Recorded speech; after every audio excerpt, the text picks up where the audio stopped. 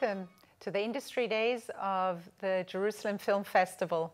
We're honored to have with us the director of the Venice Film Festival, Mr. Alberto Barrera. Hello, how are you? Hello, I'm very well, and you? I am fine. Thank you for inviting me. Thank you for being with us. So great to have you. How are you? Where are you now? I'm in Milano. I'm at home because we are still in a sort of a second lockdown after the first one, and working a lot, actually. I'm working on preparing the new edition of the Venice Festival already, thinking about some improvements that we could do and some small changes in the regulation and so on, and watching films already. So wow, busy, wow, already as usual. already. Yes, already. Wait, hold yeah, on. Sure. You were one of the luckiest, but also the gutsiest directors of a festival, and you actually put together a festival in Venice. How wonderful! Can you talk about it a bit? Yes, we were really very, very lucky because, as you know, from the lockdown at the beginning of March, most of the festivals were forced to cancel their edition, to postpone. There was a lot of uncertainty. Nobody knew when and how the pandemic would end. So it was really complicated and difficult. It was a difficult time. The first 3 months were a sort of nightmare for everybody. We decided to work as if it was possible to make a festival, but we didn't have any assurance about that. We spent 3 months at home watching films by link, talking to other colleagues, exchanging views, discussion, experience, reflection about the situation, about the changes in the way of working on a festival. And then finally, after 3 months, the lockdown ended. I moved to Venice as every year to finalize the selection of the festival with all my colleagues of the selection committee. But at that point, end of May, we still didn't know if it was possible to have a regular festival in September or not. So we were thinking about having a sort of a hybrid festival, some physical screening in Venice, some other films on streaming for all the people that couldn't come to Venice and so on. Then finally, we decided that it would have been a physical festival in place or not at all. As I said at the beginning, we were lucky because September was the moment where the infection was minimal, and the second wave of the contagions didn't start yet. So the moment when we decided to have the festival was the first part of June. We knew that we were going to face a lot of problems, a lot of safety protocol to observe in order to assure the safety of all the guests that would come to our festival, and a lot of limitations in terms of number of films, in terms of social distancing, in terms of controls, and so on.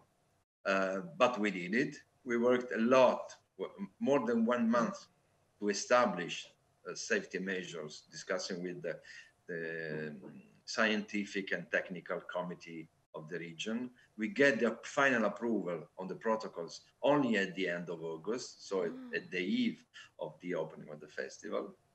So the uncertainty remained until the very last moment.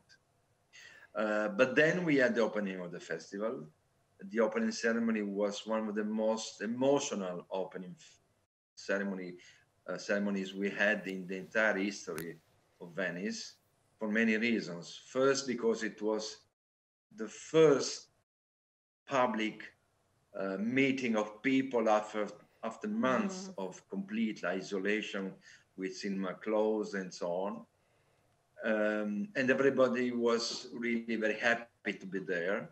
We were having something like 50% of the regular attendees of the festival, which is a lot compared to the circumstances under those particular circumstances. And the ceremony was really very emotional.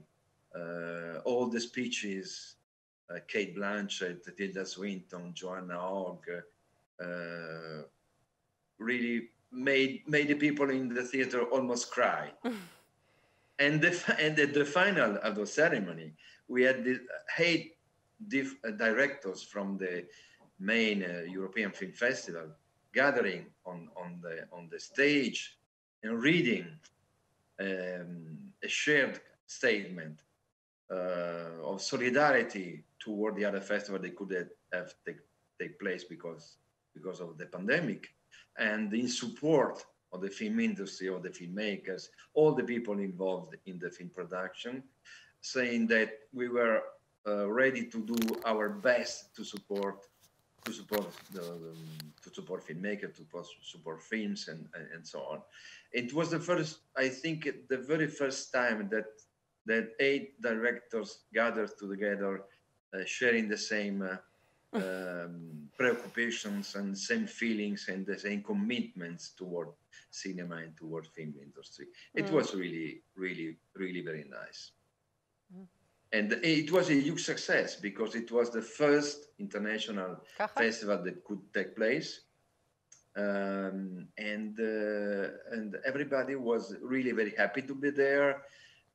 And after first couple of days of, how can I say, disorientation and some little concerns, they realized that the situation was very, very safe, and they really enjoyed to be there. They were happy to be there. It was an incredible success for the festival. Yes, I mean, it breaks my heart that I didn't come, but I hear about from everyone, from Amos Gitai, from other filmmakers who had the best time ever, from buyers, distributors, publicists, journalists. Venice is going to stay in everyone's heart for many years now, or maybe forever. It was a combination, I think, of luck and great timing, but a lot of courage and guts. Absolutely. Yes, to do it. Yeah. Well done. It's like and great work. Great work. We had a wonderful team. We have a wonderful team in the Biennale, and I think that they did their best to make it happen in the safest condition for everybody, and it was really a sort of a historical achievement, which will remain the history of the festival for sure. So there was magic and no parties, and yet no lines as well. And I hear people are saying that they never want to stand in a line again. I think you may have changed the whole experience of going to festivals. From now onwards, no one will want to stand in line. It's finished, the line thing. No, it's true. We use this application we force everybody to reserve a screening and a seat inside the theater, which was really of great help for everybody because there was no need to queuing for the screening, no need to come before the screening. You could come at the very last moment and to find your seat, your reserved seat inside the theater, 1 meter from another viewer, and everybody was so happy about that we have decided to keep this system. From the next year on, we will have the same app and the same system of reserving the seats because it's really very useful for everybody, for the viewers and for us, because we know how many people will come to the screening. We know if there is still some seats available that can be sold or given to guests and accredited people and so on. So so something that we learn from this unprecedented situation is the fact that we learn to use the technology, all the meaning of all the means of the new technologies that can help to improve the service, improve the way to organize a festival, improve the services that we give to the accredited people and to the general audience. I think that we learn something from this experience, and we will keep on using that. I have to say, it's not only you. I hear from all the festivals in the world now. Everyone wants to do it. So that's it. We're done with standing in lines, and we're done with do you get in or you don't get in. For all of us, you've changed. That's a game changer, a COVID game changer. Absolutely. Yes. Did you do any digital screenings, or did you stay physical only? Well, we started in 2012 to have a sort of a virtual screening for some films of the festival. We offered the producer and the filmmaker the possibility to go on streaming during the festival, only during the day of the festival, for a limited number of viewers. And every year we have something like between 10 and 15 films on streaming during the festival. So we were one of the first festivals offering this possibility to the people that are not able to come to attend the festival physically. Yes. So this year we did the same.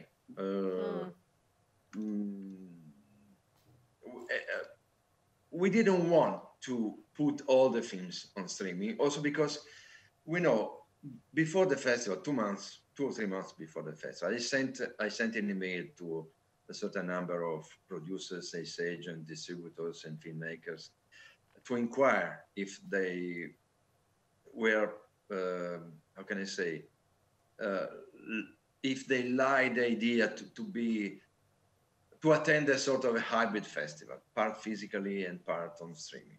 And most of them, they said, no, we don't want.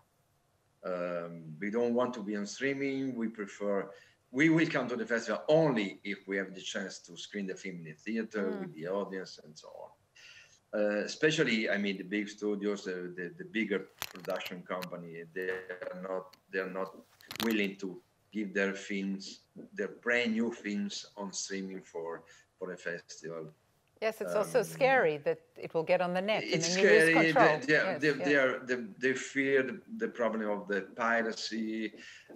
They know they can't do the same kind of promotion as they can get from a physical tendency to a festival. So we decided not to insist on streaming, and to reserve the streaming from some smaller films and smaller production who are eager to get some sort of visibility and promotion from the festival and so on. It works. We had more viewers than usual on our virtual theater, and I think that we'll keep on doing that in the future as well. But I would say 95% of the screening were physical screening in theaters. We had to build new theaters. We built 2 open-air theaters for the main audience. We rent other theaters in Venice and in Mestre for the audience. And we screen each film many more times than usual to give everybody the possibility to see the film that were officially invited to the festival. And you had filmmakers came as well to the festival? Of course, yes. Of course. I think that the majority of the films, the official films invited to the festival, were represented by the team of the festival, by the delegation. Yes, at least the film director or some actors, and so on. Only a few cases we were forced to use to have press conferences on streaming because the people couldn't travel. They were not allowed to leave their country. They were not allowed to enter Italy and so on. But I mean, this was a minority of cases. The majority of the filmmakers were there attending physically the festival.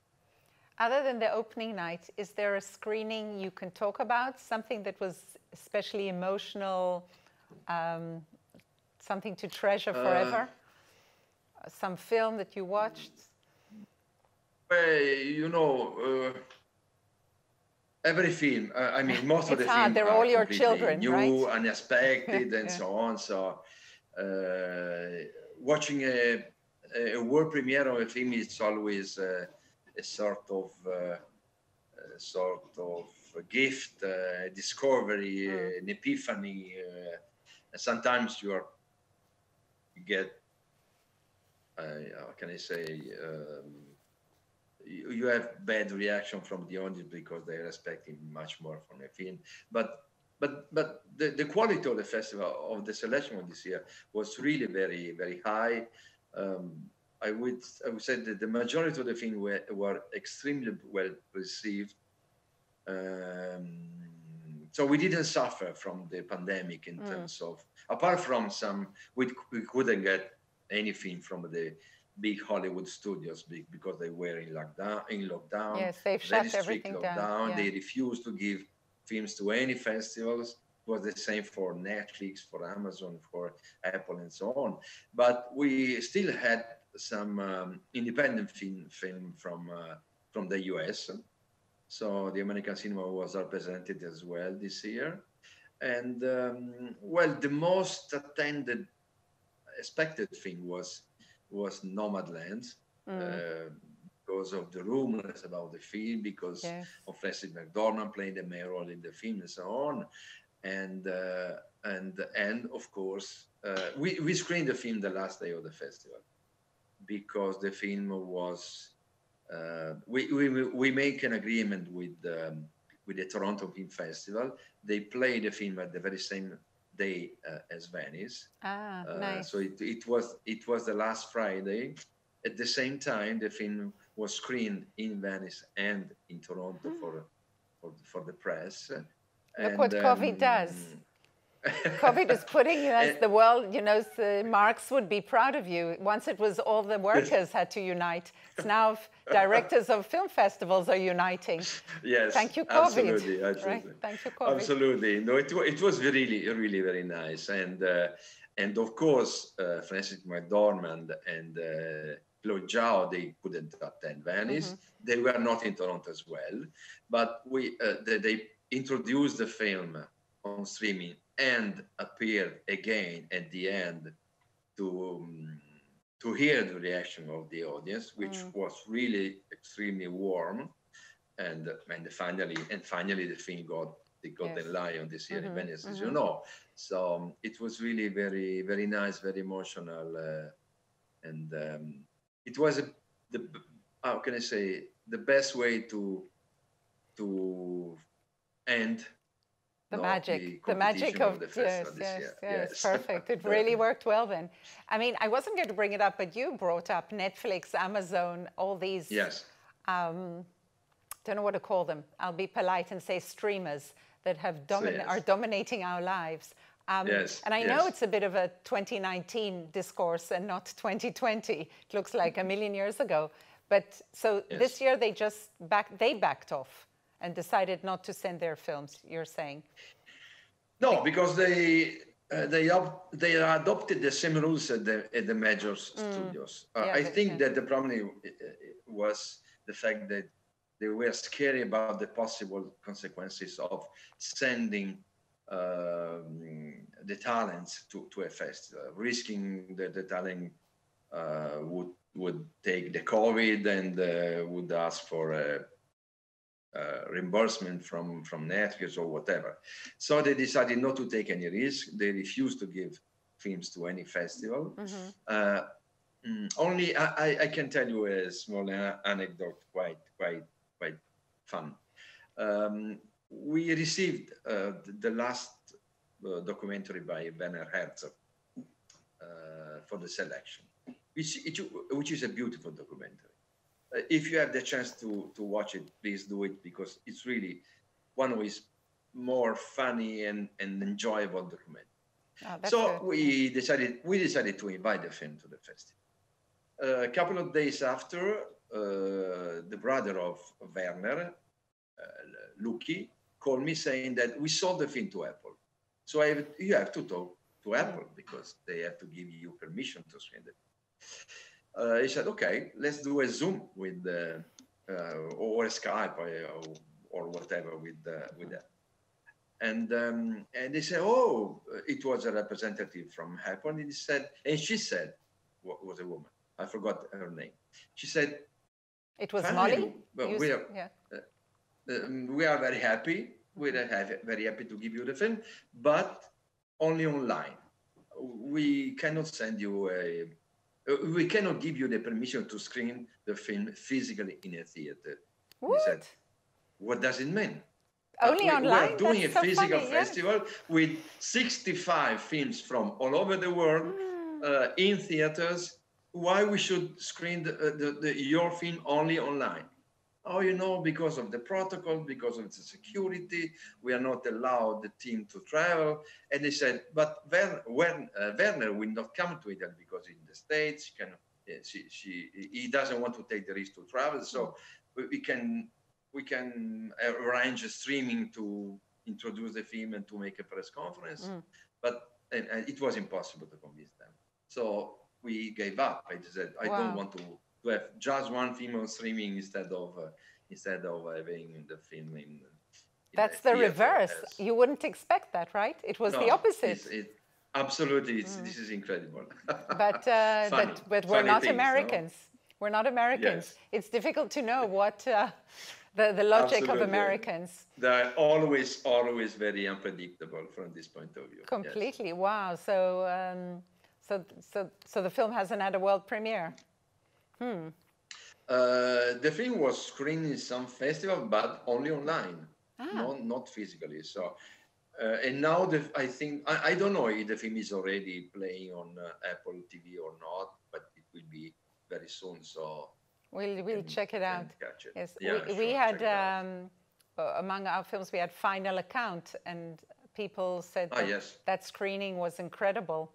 And also very moving. Yeah. The Final Account was the first documentary we screened in the second day of the festival, and of course the reaction from the audience and the family of the director who were there in the theater was extremely emotional. Most of the people were crying at the end of the film, and they stay in the theater for more than 10-15 minutes, and then we have to force them to leave for the following screening. But it was really one of the most emotional screenings we had this year. Yes, they were very moved as well. Absolutely. Okay, so let's look into the future. So you say you're already you're already viewing films for 2021. And yes, yesterday I saw the first film for the next year. Wow, wow. That's exciting, very exciting. Yes, it is, sure. And you think, hopefully either there's no more COVID or again, you'll be lucky between waves. Let's keep up. Yeah, sure. Maybe September will be another good moment to have a physical festival. There is a small concern about the fact that there could be less film than usual, because of course a lot of productions were forced to stop and wait for a better situation. So I don't know. We will see, in the sense that we know that a lot of films that were ready last year have been postponed to 2021. Some of them to the fall of 2021. So I hope that will be available for Venice and other festivals. But I'm not sure. I don't know how many films will be ready in time for our festivals. Usually we receive something like between 800,000 or 1,800 films or 2,000 Wow. feature films, and something like 1,700 short films. Which is a lot, of course. A lot, yes. But yeah, sure. But I'm pretty sure that next year the amount of the submission will be lesser because of the post-COVID situation. Hoping that the pandemic will end soon. Yes. We are not sure about that, unfortunately. No, that's hard. That's one thing that's difficult to foresee. No? So what else are you taking from COVID into 2021? No lines. You do all the registration online. Is there anything else you're keeping, or you chucking the rest out? No, we did part of the activities of the film market. Mm-hmm. The name of the film market in Venice is Venice Production Bridge. We did part of the activities on streaming using Zoom and other channels and so on, and they were quite useful and profitable. So we keep on doing that, of course, and we will keep our virtual theaters for the films that will accept to be shown at the same time in Venice and on our virtual screening, and then I don't know. We see. I mean, we are thinking about that. We are thinking about the improvement that we can do for the next year.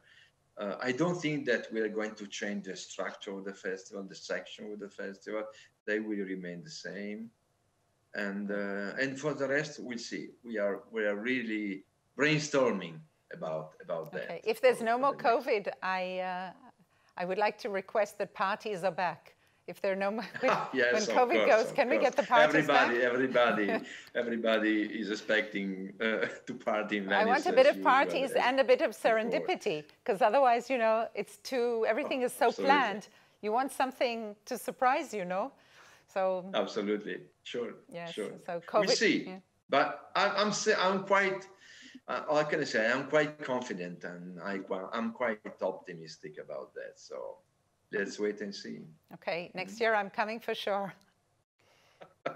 And I hope to see you in Jerusalem. Maybe you come next year, when we have our festival out there in the open. But the problem of the festival are the dates of your festival. True. Because your festival is end of July. At the very moment where we finalize our selection, we announce our program to the press and so on. So for me, it's really impossible at that moment to travel. True. Yes. From end of May until September, I am stuck on the Isle of the Lido in Venice. That's not so bad to be stuck there. It's bad. Yeah, it's bad because it's not so bad, of course, but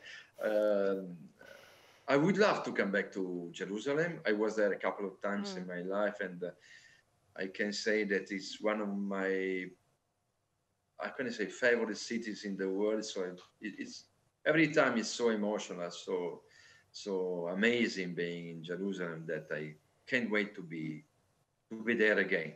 That's great to hear.